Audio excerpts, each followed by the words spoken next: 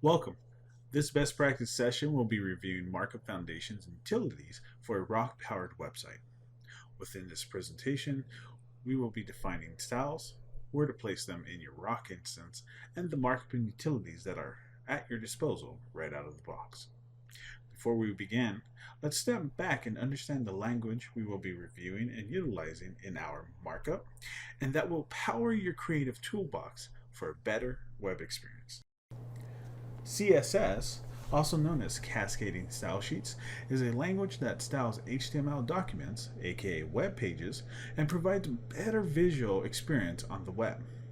Using properties and values, CSS has the power to manipulate HTML through color, such as applying a primary or situation color theme to HTML elements, sizing, being able to set or restrict both widths and heights of containers, shapes, warping elements to appear as squares, triangles, circles, and various geometric shapes, spacing, applying padding or margin to manipulate white and negative space and dictate elements accordingly, and typography, importing fonts to break away from device defaults and reflect more branded content imagery. There are three types of CSS. Inline CSS, where styles use a style attribute at the element level, as seen here on a div. Internal or embedded CSS, where styles are set within the HTML style tag, usually found in the head tag and anywhere within the HTML document. Do note that it's best practice to set any styles in the head tag and before any HTML markup in the body tag. This is so that the CSS is applied to the element before the markup is read.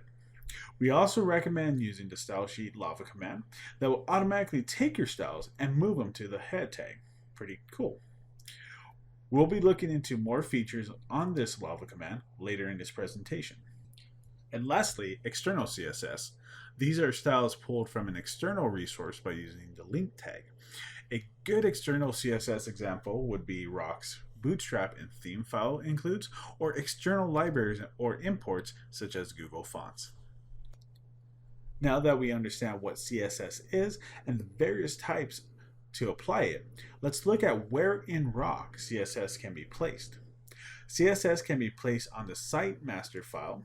This would be a high-level placement and should only be considered for unique styles that should have limited access to, are rarely updated, and applies global styles or external libraries to all layouts of the website's theme. As you can see here in the video, you may locate this file under CMS configurations in the file manager, locate your theme folder and access your layouts, select Site Master, and add your internal or external CSS within the head tag.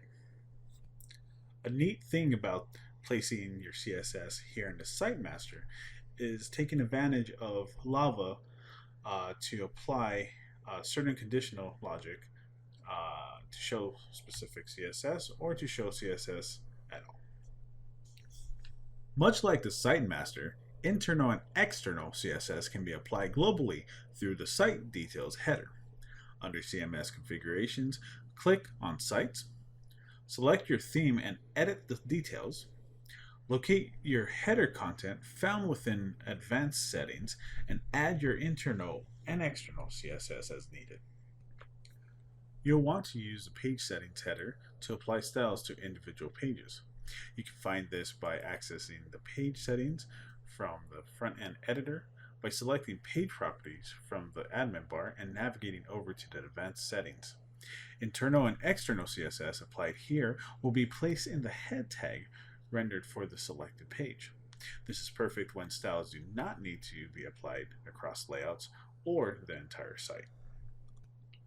Lastly, CSS styles can be applied to rock blocks and lava templates through HTML editors, format zones, and pre and post HTML sections. Any type of CSS can be applied to blocks individually or globally through the lava include files. Now, before we get too far, I want to circle back and discuss the lava command we mentioned earlier and talk about the power of lava and CSS. The style sheet command is a simple Lava command that does the heavy lifting by moving styles out and into the head tag. This is best practice for applying internal CSS. It enables the ability to use Lava with styles, and it's simple and powerful. There are 4 parameters to take note on though. ID allows you to individualize and add one style sheet per ID on the page. Compile enables the use of less syntax, great for less coders. Import allows external less files to be requested, which allows you to pull in defined variables and mix-ins used on your site theme and right into the style sheet being created. Cache duration allows you to set the cache to the style sheet output. The style sheet command's real magic lies within the ability to control CSS with Lava-like, displaying styles based on the time of day, whether a background value will differ 12 hours from now. Dynamic content, applying certain styles based on page ID, content channel, item IDs, group IDs, and so on and so forth, as well as applying styles based on personalization, maybe by serving different themes to a current person versus a new user. Talk about endless possibilities. Now that we established what CSS is, where to place it, and the Lava filter that will set the styles in the best manner, let's look at what CSS is in Rock and the best practices for using them. Rock uses Bootstrap 3.4 framework, giving you access to a plethora of styles and components to build responsive, ready web pages. You can find more detail on these items at the Rock Community Learn section under Styling at community.rockrms.com/styling. And additional information about Bootstrap 3.4 can be found within their documentation at getbootstrap.com/docs/3.4. Rock comes equipped with card and panel components, which provides a consistent design for elements like data tables, tab content, callouts, and call to actions. There are a variety of classes that help modify content needs around typography and buttons. At the very foundation, web pages layouts utilize a 12-column grid system with responsive readiness and many utilities to control display, provide branding control, and rapid design with easy development. Individually, these modifiers are resourceful, but the real magic happens when they all work together. Let's take a look. Here's an example of a card component deconstructed. The CSS is initiated with the card class, which is, in this example on the left pane, wraps everything from the card header down to the card footer class.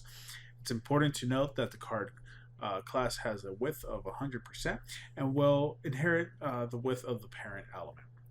This allows you to control the real estate size for the cards based on its inherited containers. Cards have additional modifiers to amplify the design through different content types.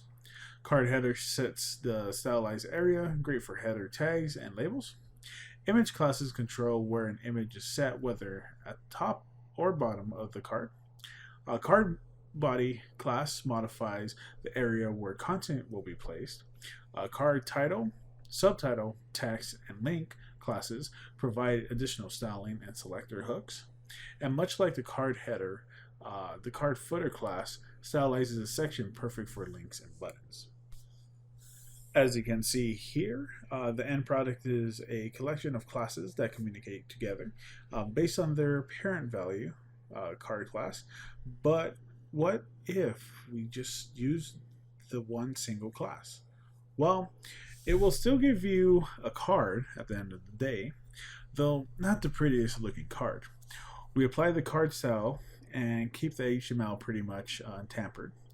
There's no padding or spacing, and you can already see we lose separation of the content. There's no visual hierarchy. This would be far from the best practice you want to apply when using a card class. Then we look at the standard and see how the classes come together to make a good foundation, utilizing all the card styling. And yes, you heard that right, a good foundation. Because with a little help from additional modifiers, you can improve visual hierarchy, space, and decipher primary and secondary actions, and really make a well-rounded design at the end of the day. Being versed with the components, modifiers, and utilities in Rock will open your design capabilities to explore more experimental designs for all types of purposes, such as group registrations, maybe curriculums, event cards, and so on and so forth. Knowing a component's inherited classes unlocks potential solutions. Here we have cards wrapped in a card group class that gathers them nicely. But depending on your preference, you may feel that the staggering content may not suit a crisp, consistent design. Inherited classes will save you time and give you the resolution you need. Pop in the card footer, and now you have a nice flush content placement. Spacing is a very important aspect in design and can help improve the flow of content seen on web pages. A bad habit would be creating various unique spacing styles within specific selectors or one-off designs. Instead, becoming familiar with the styling classes in Rock to provide consistent margins and patterns across the website is the best way to go. You will want to become familiar with the spacing notation to understand how classes scale and can be used effectively for responsive design. The base notation is property side size, where property is either P for padding or N for margin. Sides refer to top, bottom, left, right, y-axis, and x-axis. The first letter of the sides is all that is required here. Lastly, size refers to the amount of space for the value 1 being very small and 5 being large. You can have the ability to set 0 for none or auto for auto. You can specify a certain breakpoint between sides and size to control when a certain value should be considered. Button classes are styles that you want to commit to memory. A button class, BTN, is the root of button variations used throughout the site. There are a few modifier classes that can be added to alter the design of a button. Those types include default, primary, success, info, warning, and danger. Button sizes can also be modified. Although it may be tempting to use the different button type classes regularly, there are a few rules we recommend as best practices. When there are 3 actions, consider a primary button for the highest priority, a default for the secondary action, and a link for the action that has the least priority. For 2, you have a couple of combinations. You have primary and default, primary and link, default and link. This helps users understand the action that should be acted upon first and give contrast to the actions in the content. Rock comes with 9 colors and 81 styles out of the box to reference. These can be applied to background text and border.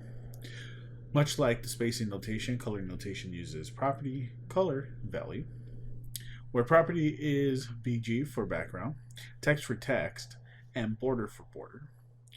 Color is referenced from the context of the color. For example, red. And values refers to the level of color intensities from 100 to 900. The last markup and components we'll be looking at in this video will be grid and display. These markup and utilities are essentially the backbone that should be used to build your web pages. Rock runs on a 12-column grid layout. There are 4 responsive breakpoints that, by using specific prefixes, can alter columns and even elements per device. Let's look at those prefixes. LG for large, referring to screen width larger than and equal to 1200 pixels. MD for medium, referring to anything larger than and equal to 992 pixels. SM for small, referring to anything larger than and equal to 768 pixels. And XS for extra small, referring to anything smaller than 768 pixels. These are influenced by container and container fluid. The widths are percentage based and will inherit the max width of the parent element. Any column class should be nested under a row class, and we'll see why that is here shortly. And lastly, the columns are flexible and can be used together in different varieties, so long as it adds up to 12 columns. So when using column classes by default, a gutter of 15 pixels is set between each element, as seen here. And you can use the no gutters class as seen in the right pane on line 18. We have a div with a row class and a no gutter class. This will set the margins to 0 for those nested elements, and we will have the columns flushed up against one another. You may be wondering why the gutter is only being applied to the interior gaps and not the exterior. Well, that's a good question. That is a result of using the row class correctly and nesting elements using column classes within it. The row class sets a negative margin equal to that of the gutter and allows the endpoints to be flush. Now let's get into some do's and don'ts for the grid layout. Earlier we mentioned that wrapping column classes with the row class is best practice, and here we get to see why. You can get away with it, but there will be some inconsistencies. So our first example uses a column medium 5 and a column medium 7, and we also added a div with a W25 to have a width of 25%. As you can see, the columns line up as needed, but we see some inconsistent spacing. Because there is no negative margin to make the endpoints of the columns line up with a parent container, they are applied and creates a 15 pixel offset on both ends, where, as you can see with the following div, it is flushed. Another issue you will encounter when not using the row class is clearing content before and after the set of grid items. Clear both is set in the pseudo classes before and after to help avoid any elements falling in line with divs using column classes. For this example, we have 2 column medium 5 classes, which make up 10 of 12 columns, and a div with content that stretches its div about less than 10%. Well, because we don't have any clearing styling, the div will fall in line with the column divs. This can definitely break your web page structure if you are not careful. With the row class applied, we get flush divs and clear fixes. This is definitely the way you want to go. And one last note, you may also want to make sure you are not overusing the column medium 12 structure, since it's technically a full width column. If there are no additional rows or columns being used before or after, you will want to just use a div or an element as usual. The reason for this is you can accomplish the same width with less code. And finally, one of the most important markups is display. The display notation is initiated by the letter D, and a value end or breakpoint can be set. Values include none, inline block, table, table cell, table row, flex, and inline flex. Utilizing the grid breakpoints and display helps you control what you display on various devices and how it is displayed. So let's take a look. On the right pane, we are going to look at block and none for this example. So starting at line 2, we set a display block and a display large none.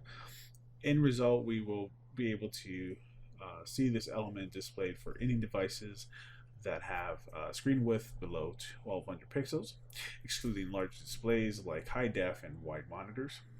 Now, if we drop that display large to a display medium none, then we only see this element under 992 pixels, which is about tablets and phones. And if we continue to drop that down to a display small none, we will only see it on phone devices less than 768 pixels. Display block alone will display for all sizes, and display none will hide them. And as you can see, setting the display none as a base value reverses the rules that you'd seen with a display block, where if you have a display none and then a display small block, it would only show up for devices wider than 768 pixels and so on. This really gives you the power to control when and where to show elements and change the structural context. And that pretty much wraps up today's presentation. Again, this is a best practice session over the Markup Foundations and Utilities for a rock-powered website.